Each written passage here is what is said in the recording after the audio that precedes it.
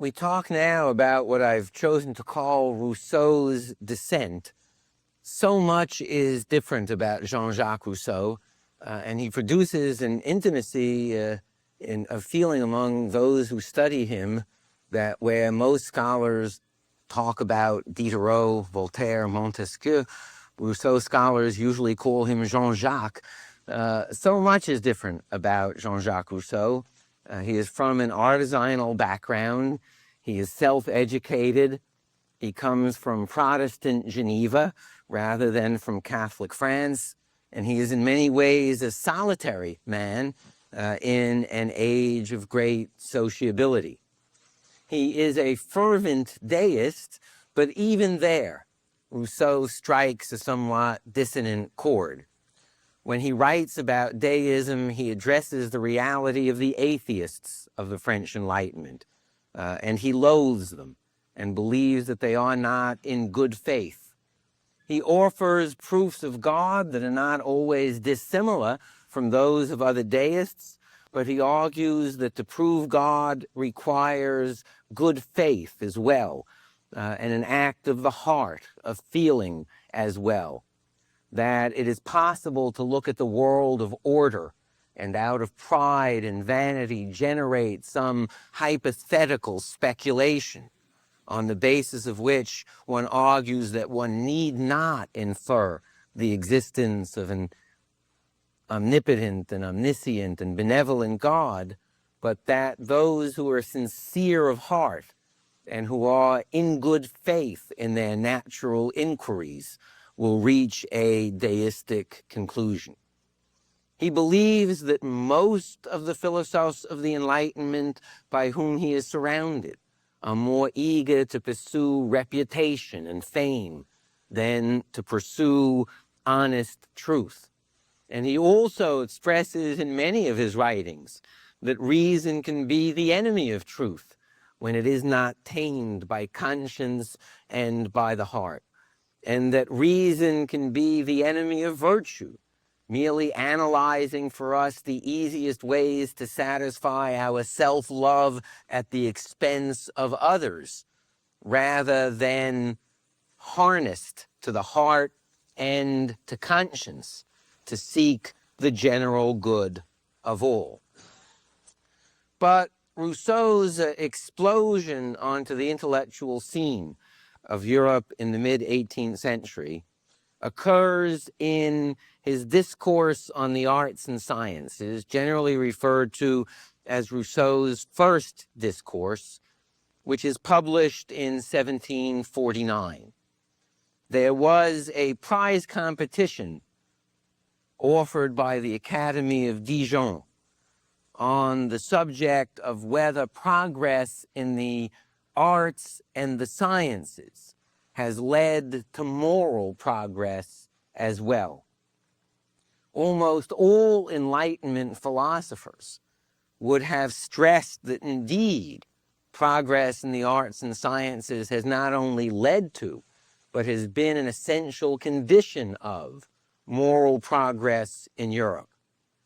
But Rousseau strikes his first great note of dissent from Enlightenment philosophers around him by arguing that progress in the arts and sciences has led us away from virtue and has lessened rather than increased our virtue. Rousseau offers a set of historical arguments on behalf of such a thesis, that if we study the civilizations of the world open to our gaze historically, we find that moral decadence always accompanies cultural progress, that society, increasingly polite and cultivated since the Renaissance in Europe, has lost its ancient and simpler virtues, that the social frenzy of civilized and cultured life covers a profound depravity in Europe, such as that which overtook Egypt and Greece and Rome after their transitions from simpler societies to more cultivated and cultured ones. If one looks at Europe alone, Rousseau argues, the simpler Swiss, with their rural life, their small communities, their closeness to nature, compare favorably on moral terms to the great centers of progress of the arts and sciences, Paris, London, indeed, France and England as cultures. And, he argues, if one looks at the American Indians, as our own travelers and missionaries have described them, they compare yet more favorably to the civilized and cultured Europeans in terms of the naturalness and the virtue of their lives. They have preserved far more virtue than civilized and cultured Europe, and they have preserved far more happiness, contentment, peace of mind, and spirit. We celebrate Athens for its great civilization, but Sparta lacked the culture of Athens, and yet it was Sparta whose citizens were more self-sacrificing, were more virtuous in pursuit of the good of their society rather than their own reputation as individuals. It was Sparta whose citizens were willing to die for their community, which the cultured Athenians were not willing or able to do. The great thinkers of the world, Rousseau argued, have always understood this, that progress in the arts and sciences leads to luxury, selfishness, and corruption. Reason, he argued, comes to the aid of history here and shows us the logic by which there is a linkage between cultural progress on the one hand and moral decadence on the other. The sciences satisfy not our simple and natural human needs. They satisfy our vices. They satisfy our human pride. They create the desire for and put us as slaves devoted to the acquisition of luxury and vanities far removed from our natural needs. They lead to laziness. They lead to boredom, to decadence, and to vice. Most of Europe thought that Rousseau had simply chosen to argue well on behalf of a paradoxical position, and his discourse, in fact, won the first prize. And members of the Parisian Enlightenment, in effect, said to Rousseau and to each other, how clever to have chosen to be the only person writing so eloquently on that side of the question posed. But Rousseau defended those theses, argued for the sincerity of his views, and for his commitment to such an analysis. If one steps back a bit from the first discourse, one sees themes that are not without a very dramatic presence in the ongoing intellectual and cultural life of Europe. A celebration of the primitive. A celebration of simpler forms of human life. A contrast that speaks more favorably of the American Indians than of the citizens of Paris. One sees a definition of culture as decadence, as the theater of human vanity and pride, as a creator of needs that are not natural to us. And in that meaning, one discerns one of the profoundest aspects of Rousseau's thought and his legacy. His distinction between the natural and the artificial.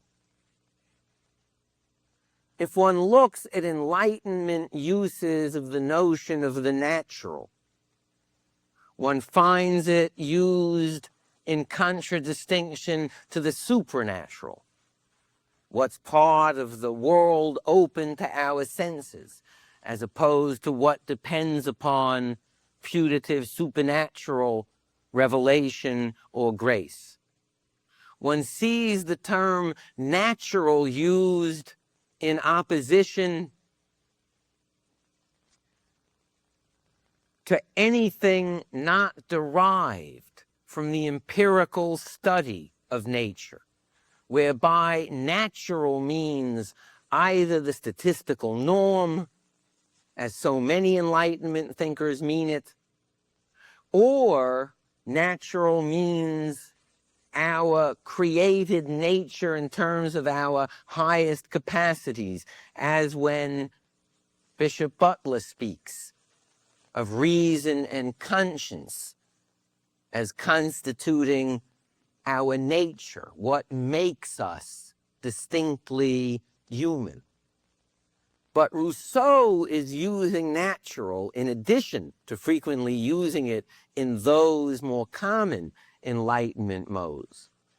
He is using the notion of natural in a manner that will take root from Rousseau on as a part of Western culture. The natural versus the artificial. That there is a world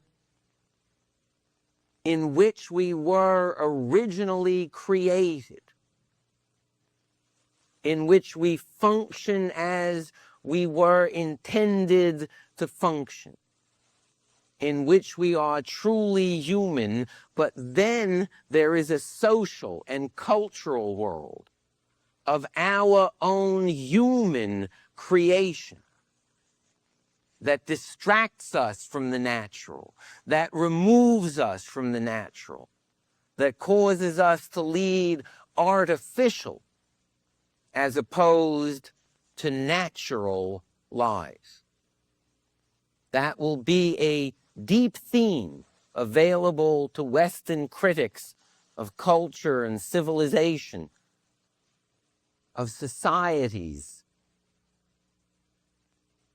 of the work of our own arbitrary cultural creation, as opposed to God's own original and natural creation, in which we have placed ourselves to our loss. In 1755, Rousseau writes a work that equally explodes upon the consciousness of Europe.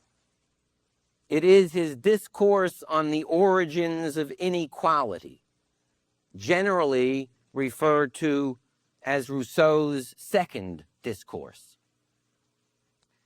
The question put for the essay competition, and this one he did not win, was, is the inequality that we observe among human beings natural? Is it something that relates to, that follows from our human nature? And Rousseau answers dramatically in the negative. He asks us to think back, eliminating all things that stem from society, culture, civilization, and think on humanity for complex society, civilization, culture began. He offers poetically lyrical picture of primitive humanity. Such beings were vigorous. They were naturally healthy. They were morally sound, governed by self-love toward the satisfaction of their own basic biological needs, and creatures of compassion who no doubt would have helped each other, seeing one of their own kind in distress. Such primitive beings lived only according to natural instinct, without the torment of the social passions, without fear of death and the future occasioned by developed intellectual life.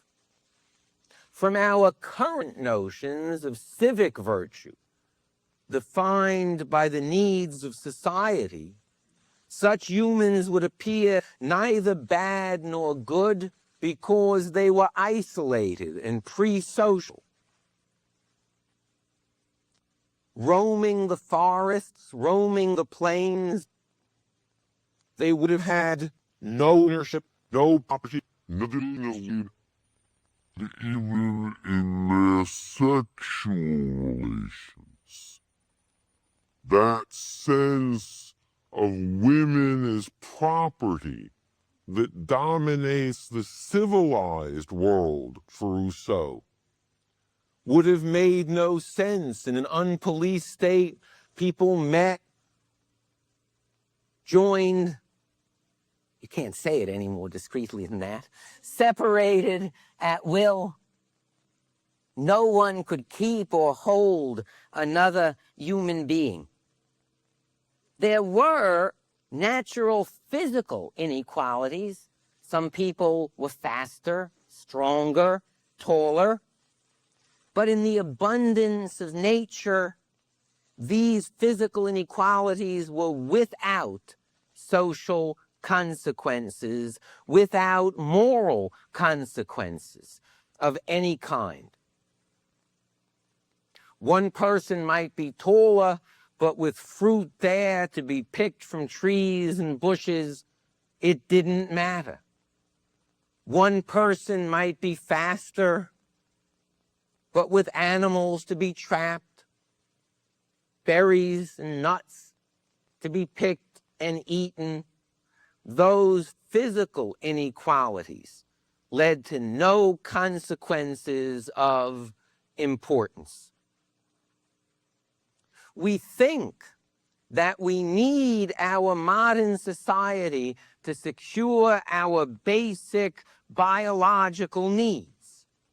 But Rousseau asks his audience to consider, what are almost all of our medicines for, if not diseases produced by sedentary, civilized life? Almost all of those things that we claim to need from society to survive, to perpetuate ourselves, to flourish as a species, are in fact merely remedies to the very weaknesses and ailments that civilization has itself given us. Think of the natural primitive human being, always running, senses always having to be keen, body tested in the hardships of nature, strong of muscle, always alert, Undoubtedly, there were many early deaths, though how many of those have we eliminated in our 18th century? But those who lived were wonderfully fit. Who has become stronger? Put an American Indian and a Parisian philosopher in a forest together and see who flourishes and who perishes from weakness. Ask our missionaries and our travelers if what they find among the American Indians are gout and ulcers and weakness of limb. Ask yourself, how many diseased animals have you ever encountered in the forest? The Indians are healthier than the Europeans, for even though they too are civilized and socialized, they are closer to primitive life, our source of health, than are the cultured Europeans. The great tragedy of human history for Rousseau is that from what we see has followed, at some point there was a perceived need by which human beings came together to form a society to solve a temporary problem. Perhaps there had been a drought. Perhaps there had been a flood. Perhaps there had been great danger from a larger number of wild animals, and human beings combined. The tragedy was that that combination is a dominant, triumphant form. Once you have social organization, it conquers whatever adjoins it. It engulfs whatever enjoins it. It always grows. The primitive cannot resist it. And arising, no doubt, out of a perceived temporary need, for why would people give up their full freedom? It became a permanent and eventually the dominant and triumphant form of human association, creating everything that has made inequality and unhappiness possible. Property, the division of labor, social inequality, the imposition, first, of the strong upon the weak, and then of the clever upon the less clever, ultimately becoming the imposition of the rich upon the poor. Arbitrary power, having been created by property and the division of labor for Rousseau, itself creates, reinforces, and maintains social distinctions among human beings, social distinctions in the division of labor, social roles of power and submission. We think of that as natural. We think of that as given by the creation and our very nature, but it is wholly a creation of culture. It is wholly a creation of our own socialization as civilized beings, of what God created to be a naturally free and equal set of individual creatures. For Rousseau, No one truly benefits from this transition into civilization. Both the master and those who are dependent are slaves to their roles, to the insecurities of their roles. Both are victims denied a natural happiness by the demands and the conventions and the anxieties of an artificial society. For civilization creates unnatural needs and artificial social insecurities, which then come to dominate and make miserable our entire lives. Look at 4 essential aspects of human existence. We need food. In the primitive setting, one's senses are alert. One hunts, one catches, one eats, one is satisfied. In the social setting, one obsesses on the nature of one's table, the appearance of one's food, the plate on which it is served. Does one have servants to offer it? These, not the natural human experience of satisfying hunger, become the social passion around a basic need. In a natural setting, one seeks shelter from cold or rain or temporarily inclement weather. A cave, a lean-to, and then one moves on satisfied. But that simple natural need for shelter becomes, in a social setting, the obsession that drives human life in a manner unintended by the Creator, unintended by our original nature. Whose house is bigger? Whose house is finer? What does this house say about my status? What does this house say about my worth? And one's actual expenditure of time and concern and the actual source of one's suffering or satisfaction revolves around this wholly artificial need. The animals just eat. They just seek shelter. They just copulate. But human beings in the social sense define themselves by look at the beauty of my wife, look at the handsomeness of my husband, look how good my property is in a mate. And what ought to be a simple and natural human phenomenon for Rousseau is transformed into an endless source of anxiety, insecurity, jealousy, cruelty, domination.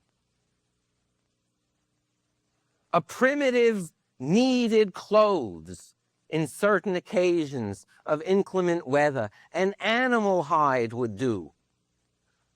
But knowing that we shall judge and be judged by our appearance, we literally build our lives around attaining a status that allows us to present where we are in the social scale and how we contrast to our fellow human creatures by the finery of our dress, the reputation of our tailors. This, for Rousseau, is what Europe celebrates. These artificial social concerns come to dominate our lives, and we are separated from our real nature as a species by society itself. It stifles compassion. No primitive would see someone lying on a forest path and not stop to help. We step over people in the streets of 18th century Paris.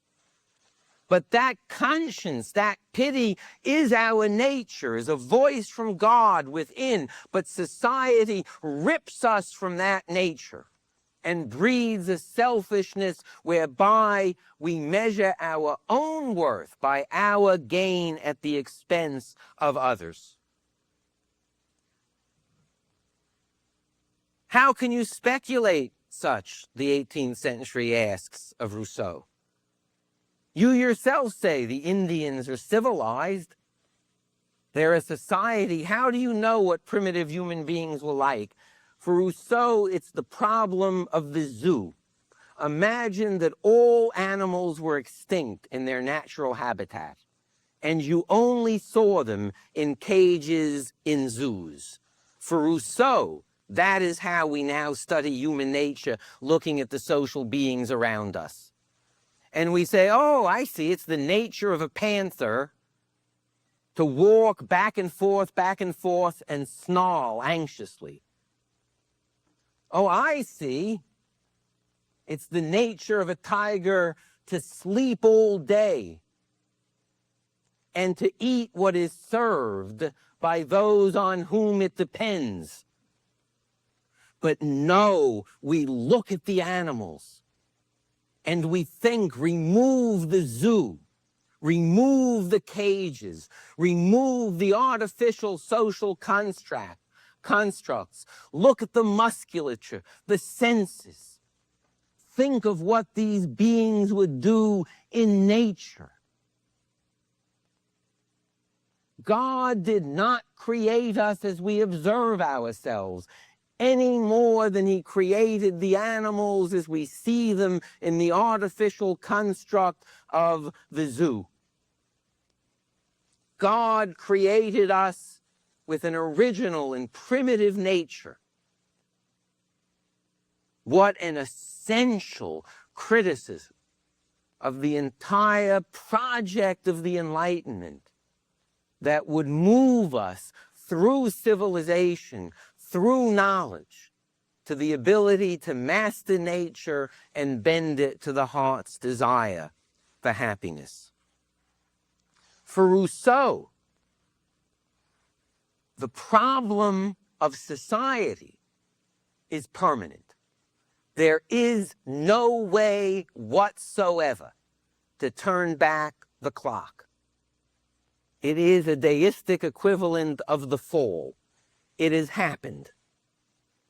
And we find ourselves in this depraved state. And we are incapable of going back. Social organization is a triumphant form. And all that is available to us is partial reparation. How, finding ourselves in society, can we minimize the moral human depredations of our artificial state and maximize within it the flowering of original human nature, our original species nature, as it first existed? And those of you who know anything about 19th century thought can see the affiliations from Rousseau through Hegel to Marx quite clearly when we talk about the restoration of species nature. For Rousseau, there are two primary means of partial reparation. One is through education. That instead of educating human beings by men or by social things as we do now, we must devise a means of education by nature, allowing for the most possible original natural development of the human being. This starts for Rousseau at birth. We tie up our children in swaddling clothes for their own safety, and they learn slavery from birth. Let your children move about, explore, move their arms and legs. Let them experience natural freedom. Let them experience cold and heat and extremes and become strong and physically natural. We have ripped our children away from natural affections. The rich farm their children out to wet nurses and do not raise them as infants. Let parents be parents as nature intended, mothers and fathers raising their children, mothers breastfeeding their children, and learning from their created nature the feelings of love rather than dependency upon which authentic social relations, or the most authentic social relations, the most natural social relations, can be made to depend. And indeed, Rousseau's treatise on education, the Emile, creates a great vogue of breastfeeding among the aristocratic women of 18th century France who had absolutely abandoned the practice.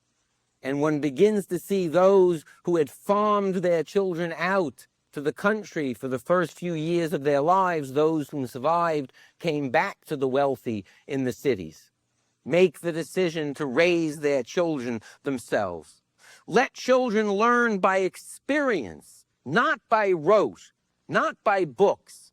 If I had my way, Rousseau writes, I would only have one book in a child's education, Robinson Crusoe, so that the child can see what it is like to have to reinvent knowledge and discover by one's own natural means one's relationship to the world. We create parrots who mimic back without understanding the knowledge we give them in the 18th century. We do not educate free and natural minds. Let education begin by formation of the body and the senses. Let the child develop confidence in his or her body, his or her senses. And let the development of intellect be by observation and reasoning about observation in the service of real needs. Let the student invent the sciences, not memorize the sciences by natural experience. How would I teach geography? Rousseau writes, I would take a child out hungry at lunchtime and feign being lost in the woods. And now the child must think, where does the sun rise and set? Which way do streams flow? What can I learn about direction? What can I learn about distance? This is real learning by which the energies of the intellect are organized to satisfy real needs. I would teach morals that way too, Rousseau writes. If a child disrespects property and breaks a window, let it live with bugs and cold and rain for a while and learn to make real connections. I would have no religious education, Rousseau writes, until adolescence. How can a child understand things metaphysical, things divine? We catechize parrots rather than letting children learn by wonder from the order of the world, the existence of God and of God's moral laws. Understanding should always relate to the natural needs of life. And given the corruption of this world, he writes, let your child learn an honest trade, not a career or a profession. Useful work that people need and reciprocate for because one is satisfying real needs. In short, let education inoculate the student against social depravity and send out into the world the most natural possible person. Secondly, there is a means of reparation in the nature of society and government itself if we only think upon it rightly. In Beccaria's model, the individual in the social contract, in Cesare Beccaria's model, gave up only that degree of freedom in society that needed to be sacrificed for the good of society. But competition among individuals in the social state breeds inequality, mutual separation, mutual alienation. Rousseau's model of the state is that all individual freedom should be sacrificed to a state that has absolute equality before the law, such that the only way to pursue one's own individual happiness is to work for the happiness of the community of which one is an equal part. It is almost like the model of a corporation. If you want to flourish as a shareholder, the corporation as a whole must flourish. And if you use a position for your own profit, not for that of the larger corporation, you have violated your obligation of faith, your fiduciary obligation to the larger entity. If one creates a state and government whereby one's own self-interest can only be pursued by pursuing the well-being of all others, of the larger community, then society, the source of our depravity, becomes a means of overcoming that depravity and allowing moral beings to exist in a civilized society. You're a member of a community, and the question is put, do we pave Main Street? You have two different ways of being human. You can say, is it in my personal self-interest that Main Street be paved? Or you can ask, is it for the good of my community and neighbors? Rousseau is saying nothing less than only those citizens who make decisions from the general, not the particular will, the general, not the particular pursuit of happiness, are real citizens of the society. Now, this has democratic tendencies because it says the law must arise from the interests of all and it must apply equally to all. But it also has quite dramatic tendencies of another sort, for it says that the governing will of any society is not the majority vote of the selfish, the immoral, and depraved. It is the majority vote only of those who consider the general good, the general interest of the larger community. Only a majority that is governed by the general will has legitimate sovereignty in the state. In such a way, we are free, moral, and natural, rather than depraved people. Saint-Just, the French revolutionary, justifying the Jacobin dictatorship, stood at the podium of the French Assembly and said, "We are the general will." One sees in that sense all of the dangerous consequences of such a notion.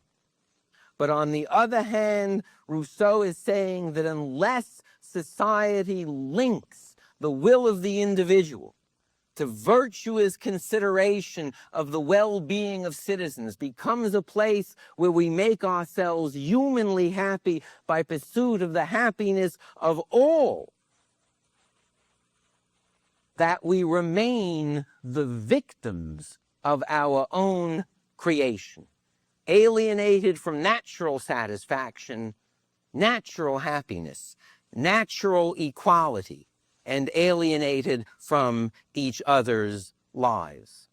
There will always be that Rousseauist element to a counter-culture throughout European and Western history, and it makes him one of the most dramatic voices of that movement we call the French Enlightenment. Thank you.